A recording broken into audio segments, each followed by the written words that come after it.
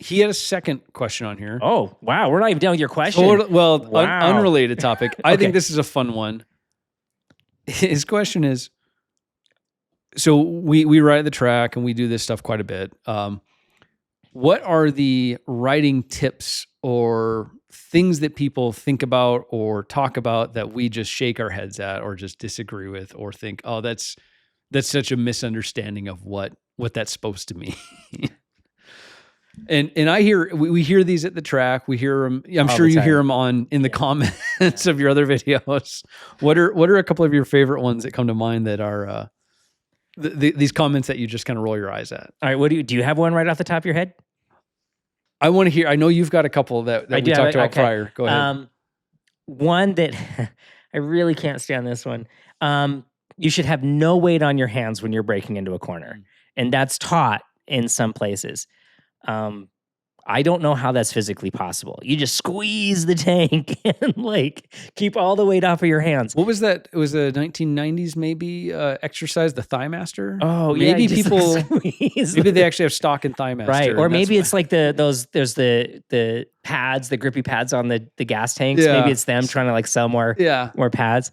No, you have to have some weight on your hands, and we've talked about this a little bit too, and we can talk about it more. But how you weight your hands makes where you hold on to the handlebars makes a big difference. But under a braking phase, you need to have weight on your arms. Otherwise, you're just going to collapse onto the front of the bike. What's one that you see? So the one I hear at the track in general is just kind of aggressive language when they're talking about things like hit the brakes, they're like flick it in, like all these things. It's like snap it, grab, jam, whack the throttle. I guess why I don't like that is if that's the language you use, even if on track I'm very smooth and progressive and gradual with all my inputs. If you think about it in terms of those words, those aggressive, sharp, fast words, it's going to have a mental trigger for you where you start thinking that or behaving that way on track. No, it absolutely does. There's scientific evidence that your brain doesn't know the difference. If you always say, and even think of it in this way, you're describing it to a new rider, I just hit the brakes. Yep. Right? Yep. You're going to be more likely to hit the brakes, right? Yeah. So this is a big one. Like we need to throw a lot of those adjectives out, right? We squeeze the brake, we roll on the throttle, we load the tire, all these things like that. I got a comment several years ago, and I'm the only one that thinks this is funny, but he went on and on and on about you need to pop your counter twitch, right? And I think it was, snapping countersteers. And there was a school I went to where they taught, you went to a piece of tape, you rode up to a piece of tape, and you snapped a countersteer. It was terrifying. Don't do that. Right. Right? If you look at some of the greatest riders, going back to MotoGP, right? You look at Jorge Lorenzo, Andrea Dovizioso, these guys were glassy smooth. Yeah. Right? And teaching new riders for as long as I did, you can get away with some pretty awful technique if you do it smoothly. Yep.